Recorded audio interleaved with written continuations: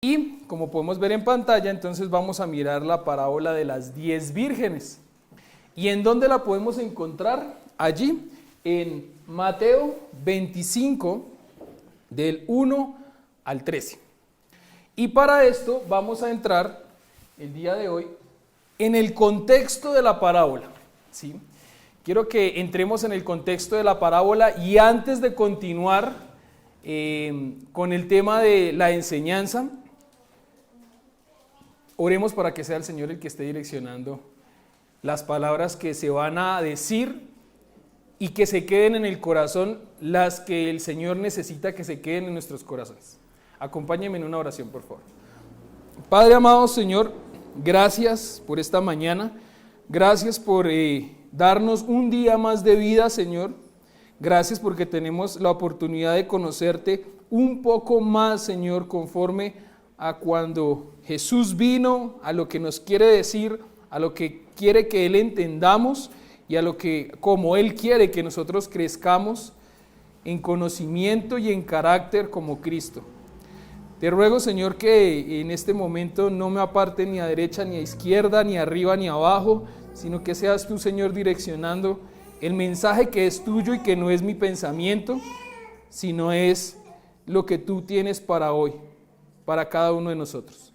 En Cristo Jesús. Amén.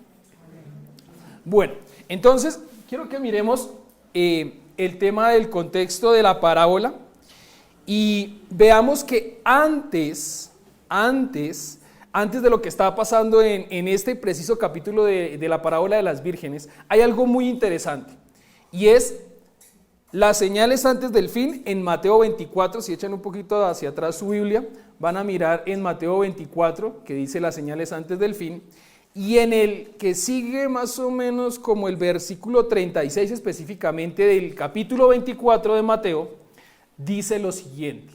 ¿Por qué lo pongo? Porque es el contexto de lo que hay antes de la parábola. Dice, sin embargo, nadie sabe el día ni la hora en que sucederán estas cosas, ni siquiera los ángeles en el cielo, ni el propio Hijo, solo el Padre lo sabe. Y es muy importante, y por favor tengámoslo en nuestra mente en remojo, lo que estamos escuchando, porque es el contexto anterior a lo que después Jesús va a querer decir a través de la parábola, ¿sí? Teniendo en cuenta que una parábola es una historia real o ficticia con un propósito de dejar un mensaje espiritual. ¿Sí? Vuelvo y lo digo, una parábola no es una fábula, una parábola es una historia real o ficticia con el fin de dejar un mensaje con un propósito espiritual. Eso es una parábola. Y Jesús es el que está dando estas parábolas y el Señor nos está dando estas parábolas a través de su escritura para que nosotros podamos entender lo que Jesús quiso decir con la parábola. ¿Listo? Eso es lo que tenemos que tener bien en cuenta. Ahora, si miramos el contexto de atrás, decía que nadie sabe ni la hora, ni el día, ni cuándo va a pasar lo que va a pasar, ni siquiera los ángeles, y ni siquiera el propio Hijo, solo el Padre. Y eso es muy interesante para el contexto que se viene de la parábola de las 10 vírgenes. ¿Listo? Y por favor tengámoslo ahí. Ahora, el punto 3 que ustedes ven en pantalla, el puntico 3 acá, dice, no busquemos una simbología específica en la parábola, más bien qué quiso decir Jesús al contexto cultural de la época, ¿sí? Con el fin de dejar el mensaje específico de Jesús. De otra forma más suavecita. Lo que dijo Jesús se lo dijo a unas personas específicas en ese momento que tenían una cultura específica, que hacían las cosas de una manera específica, y lo que él quería era tomar esa cultura que estaba allí y traer el ejemplo de algo que ellos muy bien conocían. ¿Se acuerdan lo que decía la parábola y que era una parábola? Con el fin de dejar un mensaje espiritual. Eso es la parábola y eso es lo que Jesús hacía perfectamente en este caso, también como lo ha hecho en todas las demás parábolas. Entonces, Sabemos que, por ejemplo, hay unas parábolas como la de el sembrador, como la del trigo y la cizaña, que Jesús específicamente explica, diciendo qué es el trigo, qué es la cizaña, qué es esto, qué es aquello, ¿sí? Y el que lo explica directamente es Jesús, ¿sí? También, de alguna u otra manera, sabemos que algunas palabras o algunas cosas tienen un símbolo específico, pero no necesariamente todo tiene un significado específico dentro de una parábola y tenemos que tener cuidado mucho con eso. ¿Listo? ¿Por qué? Porque podemos darle mucho interés a los detalles y perder el mensaje real, el mensaje puro que Jesús quiere que entendamos, ¿sí? No podemos desviarnos de los detalles, de esa cabina, del color, de dónde la agarra, de cómo tiene los huequitos, de cuántos huequitos tiene, cuando lo importante es lo que sale por la cabina, ¿sí? Y es lo que quiero que hoy tengamos el corazón abierto para recibir lo que el Señor nos va a decir. Es bueno que no intuyamos una simbología si sabemos bien que, por ejemplo, en Éxodo hay muchas cosas que tienen, cada cosa tiene un símbolo, ¿sí? En Éxodo, con el candelabro, con el tabernáculo, con todas estas cosas, todo tiene un símbolo y todo tiene un significado. No necesariamente las parábolas siempre van relacionadas a algo así. ¿Listo? Sino más bien vamos a mirar qué está tratando Jesús. Y aquí vamos a mirar una diferencia muy marcada, porque se habla de 10 vírgenes, que hay 5 que son necias y 5 que son sabias. ¿Listo? Y esa es la diferencia que vamos a mirar también. Vamos a ver que hay que velar y estar alertas. Pero miren, el epicentro de la parábola es la llegada del novio. El epicentro de esta parábola es la llegada del novio. Y el novio sí es Cristo. Y sí es importante que sepamos que el novio en esta parábola es Cristo. Que el epicentro y lo importante de esto es Cristo. Que el epicentro de un matrimonio es Cristo. Que por supuesto hay una celebración grande en donde dos personas se están uniendo. Pero ¿quién es el que las une? Y ese es el contexto que debemos tener en cuenta para esta parábola que se viene. ¿Listo? Listo, muy bien. Entonces, no siendo más, vayamos por favor a Mateo, capítulo 25, del 1 al 13, que dice de la siguiente manera. Yo lo voy a leer en Nueva Traducción Viviente, por favor, su mercedes continúa la lectura en la versión que tiene. Dice, entonces, el reino del cielo será como 10 damas de honor, que tomaron sus lámparas y salieron para encontrarse con el novio. 5 de ellas eran necias y 5 sabias. Las 5 que eran necias no llevaron suficiente aceite de oliva para sus lámparas, pero las otras 5 fueron tan sabias que llevaron aceite extra. Como el novio se demoró, a todas les dio sueño y se durmieron. A la medianoche se despertaron ante el grito de «¡Miren! Ya viene el novio, salgan a recibirlo». Todas las damas de honor se levantaron y prepararon sus lámparas. Entonces las 5 necias les pidieron a las otras: «Por favor, dennos un poco de aceite, porque nuestras lámparas se están apagando». Versículo 9. Sin embargo, las sabias contestaron: «No tenemos suficiente para todas. Vayan a una tienda y compren un poco para ustedes». Versículo 10. Pero durante el lapso en que se fueron a comprar el aceite, llegó el novio. Entonces, las que estaban listas entraron con él a la fiesta de bodas y se cerró la puerta con llave. Versículo 11. Más tarde, cuando regresaron las otras 5 damas de honor, se quedaron afuera y llamaron: «Señor, Señor, ábrenos la puerta». Él les respondió: «Créanme, no las conozco». Versículo 13. Así que ustedes también deben estar alerta, porque no saben el día ni la hora de mi regreso. Esa es la parábola. ¿Sí se dan cuenta lo importante que era mirar lo que decía atrás? Porque el Señor sigue tratando un hilo conductor de su mensaje. Veamos que la escritura, así como la tenemos nosotros, que la tenemos dividida por capítulos y versículos, en el original, los papiros o los escritos que estaban no decían capítulo 25, versículo tal, sino era de corrido, ¿sí?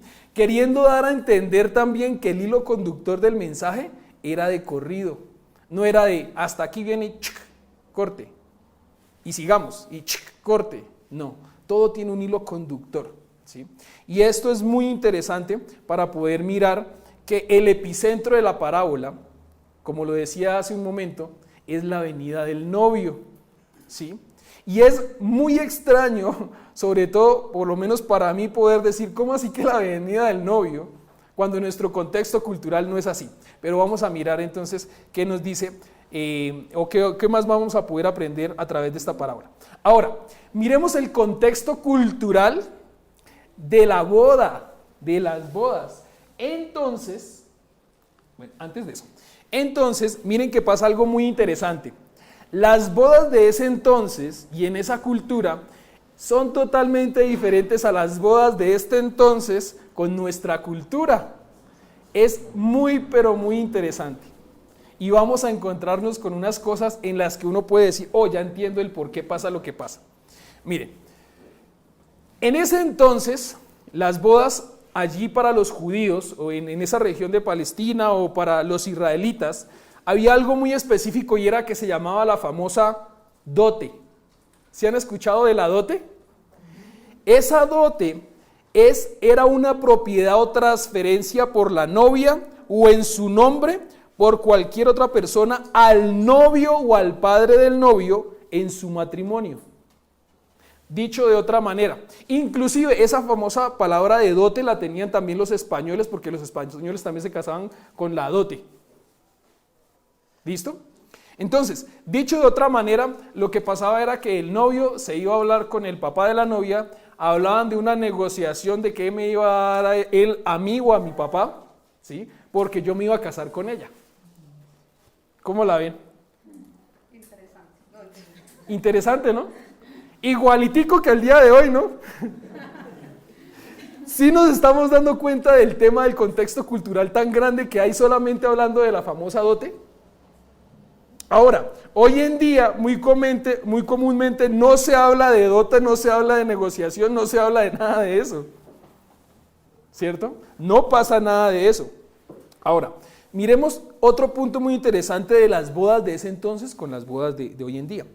Duraban mínimo 3 días, máximo un par de semanas. O sea, ¿se pueden imaginar el gasto? Una boda era una celebración magnificente, ¿sí? No solamente porque sí tenía que ver con dinero, pero también tenía que ver con el amor de las personas que eran invitadas, porque 2 semanas para solamente 2 bolsillos de 2 familias no aguantaban. Los invitados también llevaban o el corderito, o el vino, o algo para compartir, o cosas así, para que la boda fuera duradera. Muy, pero muy interesante. Hoy en día, las bodas de nosotros, ¿cierto?, duran apenas algunas horas, y eso, si hay gran dinero, es la primera deuda de la pareja. Porque toca después mirar cómo se paga la comida, el hotel, cómo se le paga a los de la fiesta, cómo se le paga a la orquesta, cómo se paga todo. Sí nos estamos dando cuenta de la brecha tan grande cultural de la que estamos hablando. Esto lo estoy diciendo para que podamos entender la parábola. ¿Sí? Listo, muy bien. Ahora, veamos que en ese entonces las bodas se celebraban era en la noche. La gran mayoría de bodas se celebraban en la noche. Hoy en día las bodas se celebran en la tarde pasando para la noche, ¿sí? Más o menos de las 2 a las 4 de la ceremonia, de las 4 a las 5 la gente se traslada si tiene un sitio a otro y allá es la recepción. ¿Sí? Es más o menos, grosso modo, como se celebran las bodas. No es muy común que se celebren de otra forma, pero más o menos ese es el promedio como se celebran las bodas. Listo. Otro punto muy interesante. Se exaltaba, ¿saben quién era el que se exaltaba en gran manera en ese entonces? Al novio, no a la novia. El esperado, ¿sí? Si pudieran ellos tener cámaras ahí, sus celulares, era esperar que llegara el novio, no esperar que llegara la novia. La razón de eso era porque, ¿se acuerdan que habíamos hablado de la dote? Pues a veces la negociación era fácil, pero a veces la negociación no era tan fácil. Y duraban ahí, bueno, vamos a mirar y ahí cómo vamos y cómo dura la cosa y venga a ver cómo es que es. ¿Sí? Teniendo en cuenta que es que también en ese entonces no habían de pronto tantos permisos para decir, es que me voy a ir a casar, me da permiso, sino después de que saliera del trabajo, vaya a echarle.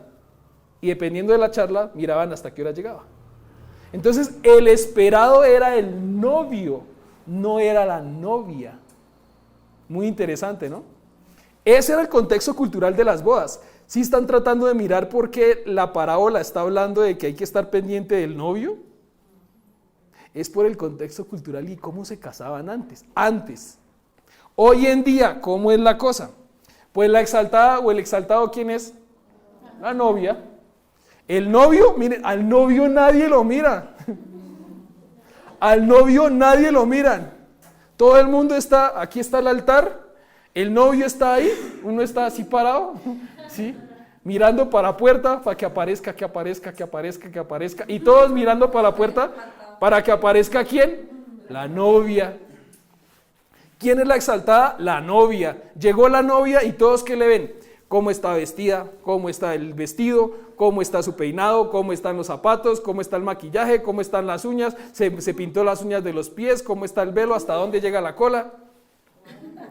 Eso, o no es así, no es así la realidad de una boda hoy en día. ¿Sí?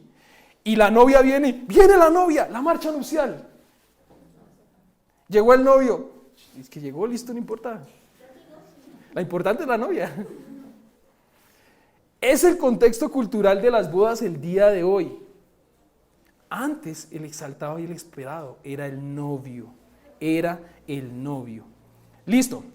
Muy bien. En ese entonces no había luz, no habían lámparas, no había celulares para uno avisarle con el celular que aquí estoy.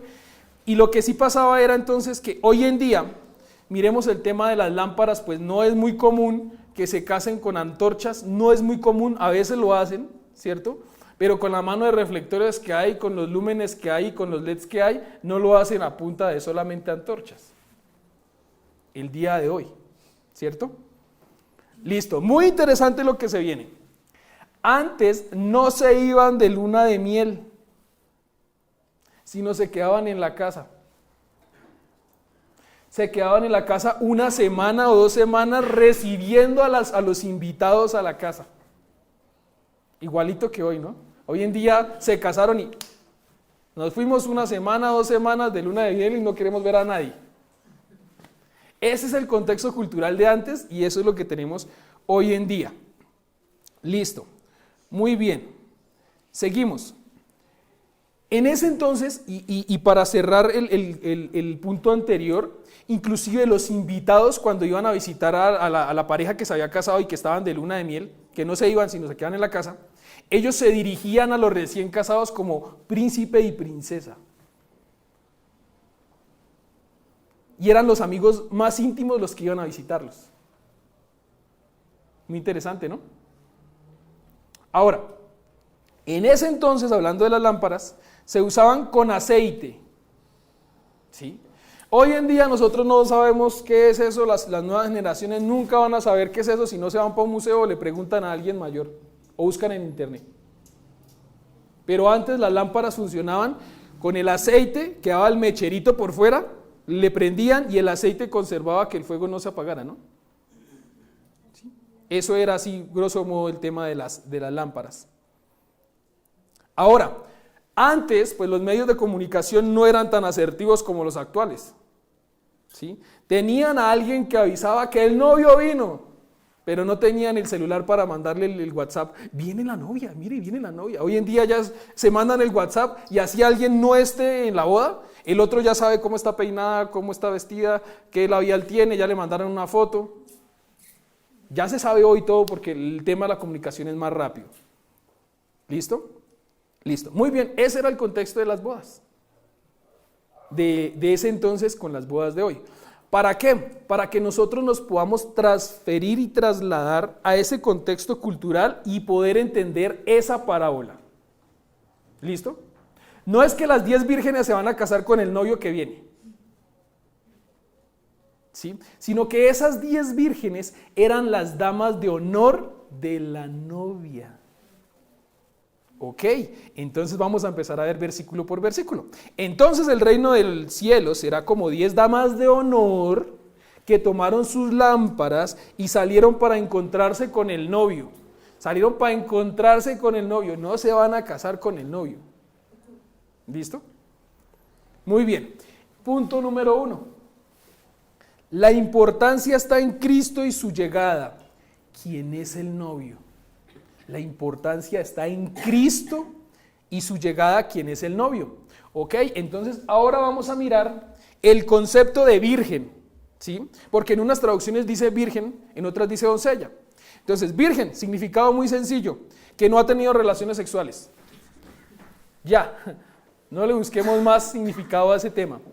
Pero miremos el otro, doncella, ¿sí? Y eso como que se escucha una remontada de la Edad Media en donde existía el romanticismo, donde el príncipe le decía mi doncella a la mujer, ¿sí o no? Pero ese significado de doncella se hacía referencia a las mujeres que aún son vírgenes y que no han contraído matrimonio. Las dos cosas, no solo una. ¿Sí? Hoy en día pueden haber mujeres que no hayan contraído matrimonio, pero el otro tema, independientemente cada uno sabe cómo está. ¿Sí? Hoy en día se les dice solteras, menos poético, ¿cierto? Más poético antes, doncellas. ¿Sí? Dígale a usted una mujer soltera y dígale doncella a ver con cuál de las dos palabras le suelta la risa. Listo. Ahora,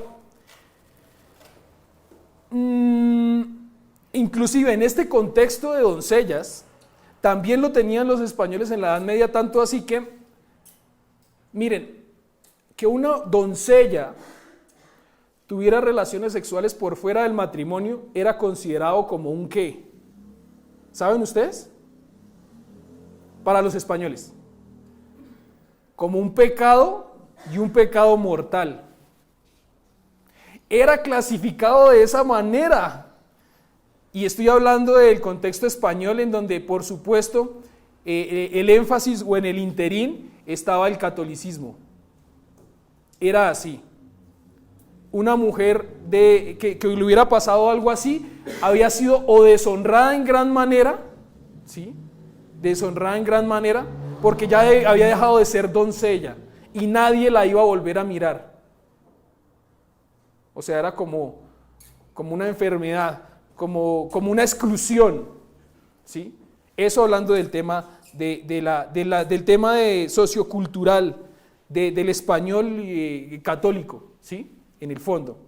Ahora, miremos que los invitados son cercanos, íntimos y conocidos a una boda. Por lo general es así, ¿cierto? Por lo general uno trata de hacer su lista, cuando uno se casa uno trata de hacer lista y empieza a poner los importantes y después los menos importantes hasta llegar y dice, no, ya estos no son tan importantes, de pronto no puedo, dependiendo también de los recursos. Miremos que hay algo bien interesante acá, y es que para una dama de compañía, para que ella acompañara a la novia era un gran honor que una mujer fuera considerada dama de honor para acompañar a la novia. Eso era de gran honor. Y esto era porque las damas de honor se encargaban de suplir de las necesidades que la novia tenía. O sea, ellas se encargaban de ayudarla a vestir, de ayudarla a bañar, de ayudarla a que necesitaba, de ser como el staff de la novia. Y teniendo en cuenta eso, y mirando, supliendo las necesidades que se necesitaban para el matrimonio, había algo que era una necesidad muy grande y era que el novio no estaba. Y que tocaba alumbrarle el camino al novio para que él llegara. Por ende, ellas tenían un papel muy importante, porque ¿sabían a qué hora iba a llegar el novio? No. No sabían a qué hora iba a llegar el novio. ¿Ustedes se imaginan la paciencia tan grande que tenía que tener una dama de honor? ¿Y a qué hora va a llegar? Pero toca estar listas a esperarla. Eso es muy interesante.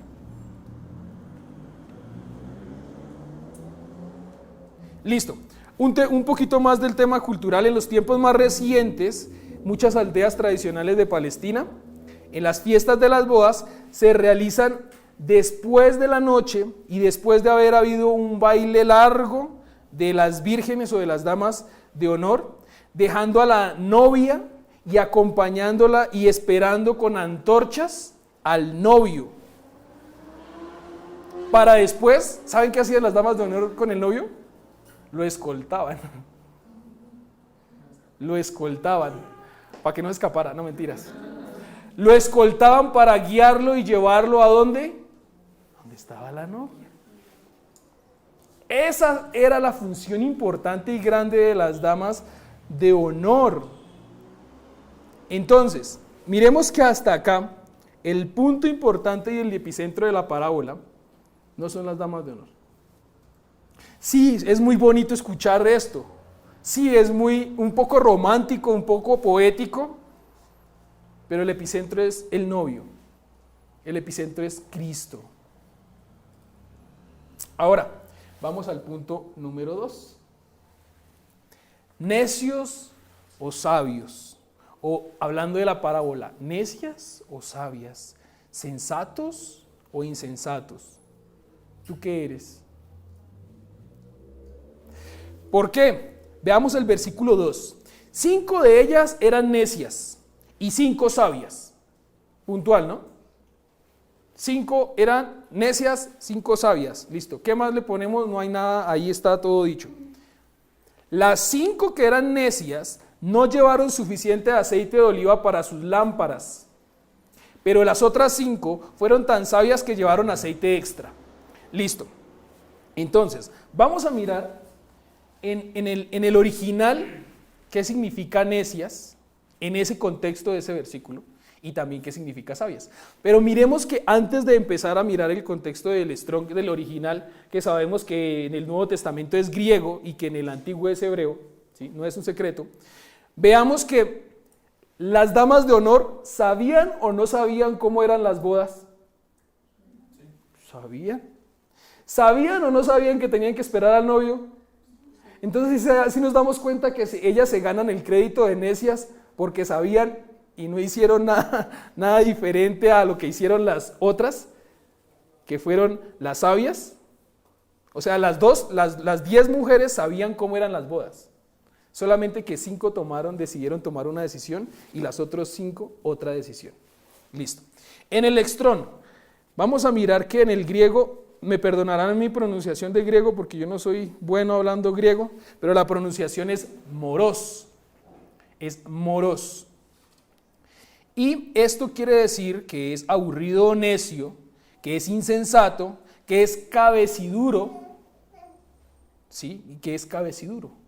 O sea, estoy diciendo que en este momento esas 5 necias tuvieron esas actitudes. ¿Listo? Ahora, habla también de fatuo. Fatuo. Fatuo procede del latín fatus, que significa tanto sonso, no lo estoy diciendo yo, lo dijo el significado, estúpido por sus afirmaciones, como tonto, necio, delirante o extravagante. También ignorante. Es la falta de conocimientos en particular o de una cultura en general, o que la persona ignora algo, no lo conoce o no lo comprende. ¿Listo? Todo eso quiere decir necio. Y hay otro más aparte de eso, insensato, que no tiene sentido común y que no piensa bien. Todo ese contexto es la actitud de las mujeres necias. ¿Listo? Las 5 eran necias y no llevaron suficiente aceite de oliva para sus lámparas. Muy bien. Ahora, las sabias. Listo. Y las sabias, es muy interesante ver cómo, para los que quieren también estudiar más y saber más cómo es el tema de esto, pues es muy fácil. Uno puede entrar también a una Biblia interlineal en internet y tratar de mirar qué significan las palabras en el original, en ese momento, en ese contexto, esa cita. ¿Listo? Entonces, si yo voy a eso, aparecen las sabias, aparece que son pensadoras juiciosas. Son pensadoras juiciosas. Y en el original son frónimos, que es sensato, es decir, sagaz o discreto, prudente, sensato, cuerdo. Eso es. Y el prudente es una cualidad que consiste en actuar o hablar con cuidado, de forma justa y adecuada, con cautela, con moderación, con previsión y reflexión, con sensatez y precaución. Eso eran las mujeres sabias. Sensato, con buen juicio, que actúan y toman decisiones con madurez y cordura. Toman decisiones con madurez y cordura. Y el cuerdo, que tiene juicio, procede con madurez y cordura también. ¿Listo? Gran brecha, ¿cierto? Entre unas y las otras. Pero las otras 5 fueron tan sabias que llevaron aceite extra, mostrando evidencia de su sabiduría y su sensatez. ¿Sí o no? Eso fue lo que hicieron las otras 5. ¿Listo? Y entonces el problema, ¿cuál es? El problema es que el novio llegó tarde. No. Nos relajamos porque el novio se tarda. Nosotros nos dormimos en los laureles porque el novio se tardó. Y es una de las cosas que el Señor quiere que nosotros veamos. ¿Se acuerdan cuando el Señor se fue con los discípulos, los dejó en un punto, Él se fue a orar y volvió, y ¿qué los encontró haciendo? Durmiendo. ¿Y se acuerdan que el Señor los reprendió porque estaban durmiendo? ¿Y aquí el pecado es dormir? Vamos a mirar más adelante qué es lo que el Señor quiere que nosotros hagamos. Versículo 5. Como el novio se demoró, a todas les dio sueño y se durmieron. Entonces, ¿el problema fue que se durmieron? No, ¿por qué? Porque todas se durmieron. Todas se durmieron. Las 5 sabias y las 5 necias se durmieron. Se durmieron todas. ¿Listo? Eso es muy interesante. Versículo 6. A la medianoche se despertaron ante el grito de: miren, ya viene el novio, salgan a recibirlo. Y entonces aquí es en donde empieza a mirar y empieza a entrar algo muy, muy interesante. Voy a leer un extracto pequeñito de un doctor que se llama Alexander Findlay, que cuenta más o menos cómo era un poco más detallado el tema de las bodas de ese entonces. Voy a leerlo un poquito rápido, ¿listo? Y cuenta él mismo que vio en Palestina, cuando estábamos acercándonos a la entrada de un pueblo de Galilea, vi a 10 chicas alegremente vestidas y que iban tocando alguna clase de instrumentos, que venían bailando por la carretera delante de nuestro coche. Cuando pregunté qué estaban haciendo, el guía me dijo que iban a hacerle compañía a la novia hasta que llegara el novio. O sea, él está en otra cultura y alguien le está diciendo lo que está pasando, no es otra cosa, ¿sí? Es como aquí, si alguien viniera de afuera y dijera: ¿y esa mano de pitos qué es? Entonces alguien de acá dice: no, es que están celebrando las festividades de la Virgen del Carmen todavía. Sí, llevan 2 meses haciéndolo, sí. Pero esa es la cultura, es eso. ¿Listo? Más o menos lo que está pasando acá. Listo, muy bien. Entonces, dijo que iban a hacerle compañía a la novia hasta que llegara el novio. Pregunté si tendríamos ocasión de ver la boda, pero él movió la cabeza y dijo: mientras decía que esa noche o mañana por la noche o dentro de 15 días vendría el novio. Y entonces pasó a explicar que una de las mayores suertes que se podía tener en una boda de clase media en Palestina era encontrarse con el cortejo nupcial descansando y que el novio llegara inesperadamente, a veces a medianoche. Y es verdad que la opinión pública espera que mande un mensajero por la calle gritando que viene el novio, pero eso puede suceder a cualquier hora, de modo que el cortejo nupcial tiene que estar preparado para salir a la calle de cualquier hora a recibir al novio. Cuando se le ocurra llegar, ¿a quién? Al novio. No me miren mal, que yo no estoy diciendo que no es que ahora las bodas sean así hoy en día, de ahora en adelante. Era en Palestina. ¿Listo? Ahora, otro detalle importante es que nadie se le permitía estar en la calle en las noches sin una lámpara. A nadie se le permitía estar en la noche en la calle sin una lámpara. Muy interesante eso. Y también,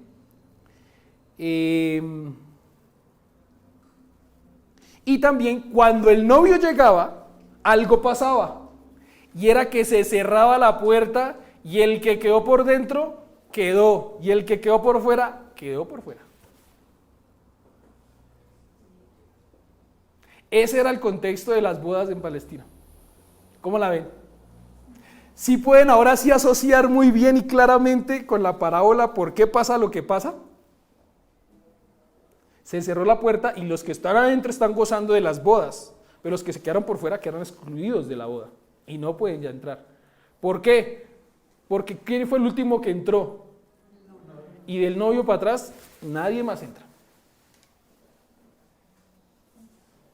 Igualitico en las bodas de hoy en día. Invitación, 2 de la tarde, llegada a las 9. ¿Es así o no es así? Listo. Entonces, esto nos da una clara imagen del entendimiento histórico de cómo eran las bodas para poder entender lo que Jesús quería decir. Versículo 7. Todas las damas de honor se levantaron y prepararon sus lámparas. Entonces las 5 necias les pidieron a las otras: por favor, denos un poco de aceite porque nuestras lámparas se están apagando. Y miren, acá, hermanos, hay una cosa que es muy interesante, y es que hay varias posiciones y varias explicaciones a través de la historia queriendo dar a entender esta parábola de diferentes maneras. Y las posiciones es más o menos que el catolicismo dice que el aceite significan las obras y que por eso toca tener obras para poder entrar a las bodas. Pero el protestantismo dice que muchos estudiosos tratan de darle el significado al aceite como al Espíritu Santo, el cual es necesario para entrar a las bodas. Yo solamente hablo de las posiciones. Hablando ya de cristianismo, porque sabemos que la salvación no es por obras, sino es por medio de la fe. O sea, yo voy a entrar a las bodas es por mi fe, no por lo que lleve. ¿Sí? Pero si pasamos al otro lado, vamos a mirar que es un poco extraño, para mí, yo me puedo equivocar, que el aceite en ese entonces significa específicamente el Espíritu Santo, sabiendo que por supuesto hay una simbología en el Antiguo Testamento en donde el aceite significa el Espíritu Santo, pero se acuerdan que no necesariamente tenemos que buscarle un significado tácito en donde trate de encajar, sino cuál es el mensaje que quiere decir Jesús. Y lo voy a decir por lo que dice la Escritura. Es claro que las insensatas no entran a las bodas porque les hacía falta algo, que sí tuvieron las sensatas. En ese caso era el aceite, ¿sí?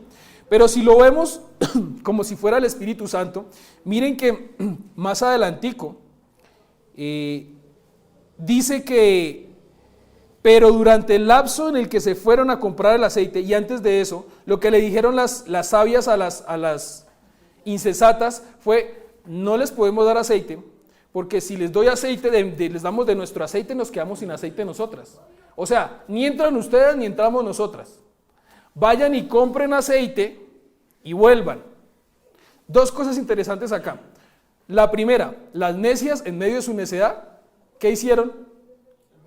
Caso, se fueron, hicieron caso y se fueron a comprar el aceite.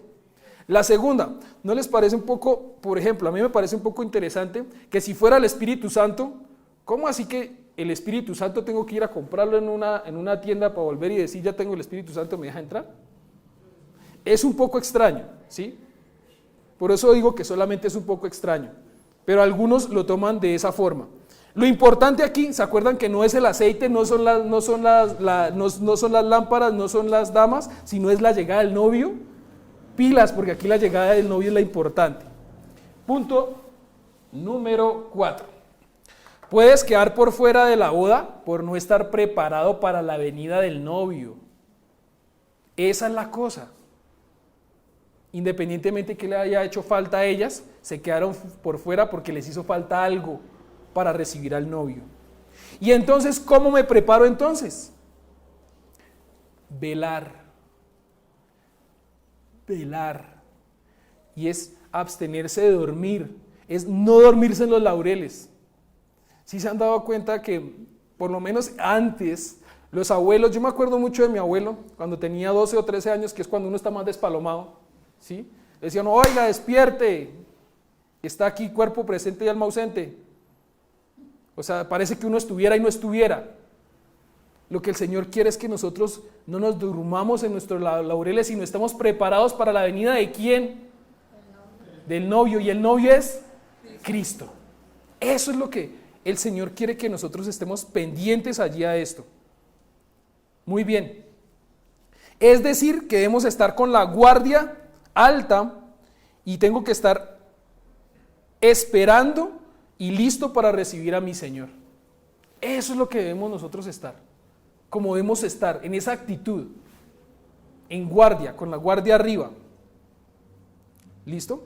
Entonces, miremos que aun cuando se durmieron las otras 10, que fueron las sabias, ¿sí? Miren que se despertaron, llegó el novio y decían, pues ya tenemos aquí el aceite. Y estaban preparadas para recibir al novio.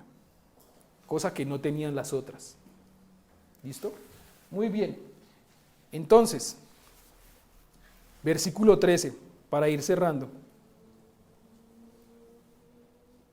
Esta es la advertencia grande. Y es fuerte, iglesia. Miren lo que dice, antes de tocar este versículo, miren lo que dice Lucas 13:25. Después que el padre de familia se haya levantado y cerrado la puerta y estando fuera, empecéis a llamar a la puerta diciendo, Señor, Señor, ábrenos. Él respondiendo os dirá, no sé de dónde sois. Y esto se parece mucho a después de que llegaron las otras vírgenes, Señor, Señor, ábrenos la puerta. Y el Señor, ¿qué les dijo? Nunca las conocí. Wow. Si nos damos cuenta que la importancia es de el novio y lo que está haciendo el novio y cómo se comporta el novio y qué dice el novio. Mateo 7, versículo 21 en adelante dice, no todo el que me dice Señor, Señor entrará en el reino de los cielos. Y lo pongo acá porque se acuerdan que la parábola decía que el reino de los cielos es como. Acá está diciendo esto. Entrará al reino de los cielos, sino solo el que hace la voluntad de mi Padre que está en el cielo. ¿Cuál es la voluntad del Padre que está en el cielo para nosotros? Velad. Velad. ¿Cuál era la función y la tarea de las doncellas? Velar. Velar y esperar al novio. Muchos me dirán en aquel día, Señor, Señor, no profetizamos en tu nombre, no expulsamos demonios e hicimos muchos milagros. Versículo 23. Entonces les diré claramente, jamás los conocí, aléjense de mí, hacedores de maldad. ¿No se parece esto lo que le dijo el novio a las 5 insensatas? Nunca las conocí. Versículo 13. Así que ustedes también deben estar alerta, porque no saben el día ni la hora de mi regreso. ¿Del regreso de quién? Del novio.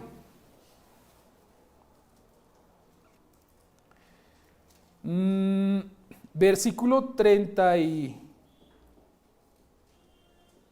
Uy, aquí se me fue la cita. Versículo 37 de... Ya les digo de qué. Dice, bienaventurados aquellos siervos a los cuales el Señor, cuando venga, halle velando. Os digo que se ceñirá y hará que se sienten a la mesa y vendrán a servirles. Y ya les digo qué cita específica es. Velando.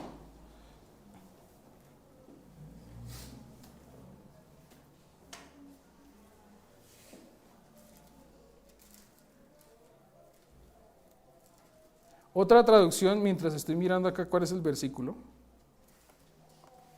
la cita específica, dice: dichosos los siervos a quienes su Señor encuentra pendientes de su llegada.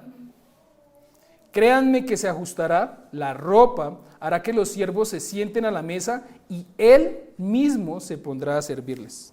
No se me trabó. Listo. La cita ahora se las doy. Punto número 5. Y con este cerramos. ¿Estás preparado para recibir al novio, a Cristo? ¿Estamos preparados cuando venga el novio, quien nos verá desde dos ópticas, o dos posibilidades, o dos visiones va a tener el novio?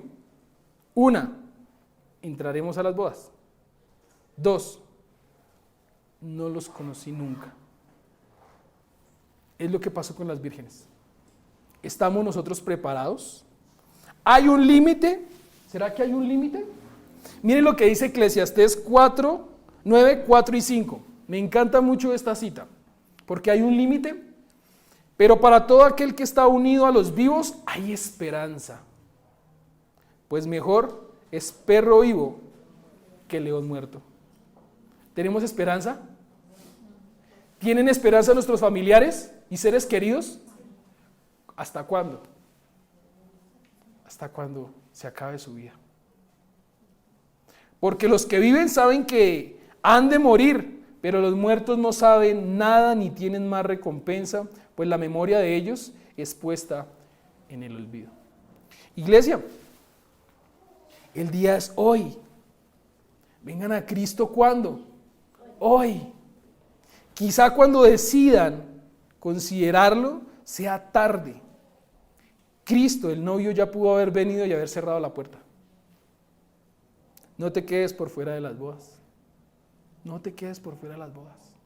Y acá, dentro de esa necesidad del aceite, es ¿cómo está mi relación con Dios?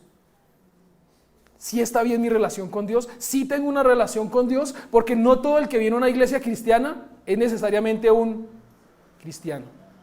Y no todo lo que sale de un carro, de un garaje, es un carro. Miren, que cuando el Señor venga, encuentre a su iglesia haciendo lo que a Él le agrada. ¿Y qué es? Velar y esperarlo. Entonces, dos cosas muy interesantes. La primera, yo quiero que mi Señor vuelva. Yo anhelo que venga Él. O no quiero ni siquiera que Él vuelva. O todos queremos ir al cielo, pero nadie quiere morirse. Y la segunda, que cuando el Señor venga, me encuentre haciendo lo que tengo que hacer por naturaleza de un comportamiento de un hijo de Él, que es esperarlo y velar. Oremos. Padre amado, gracias Señor, gracias por este tiempo, gracias por tu palabra, gracias Padre Santo por esta parábola. Y gracias Señor porque si de alguna forma queremos buscarle un significado a algo, una interpretación a algo, es en la Escritura. ¿En dónde estás tú? ¿En dónde está Cristo? Porque Cristo está en toda la Escritura. Gracias Señor por tu palabra y que llegue a morar en nuestros corazones y a cambiar nuestro carácter como Cristo Jesús. En el nombre de tu Hijo, Cristo Jesús. Amén.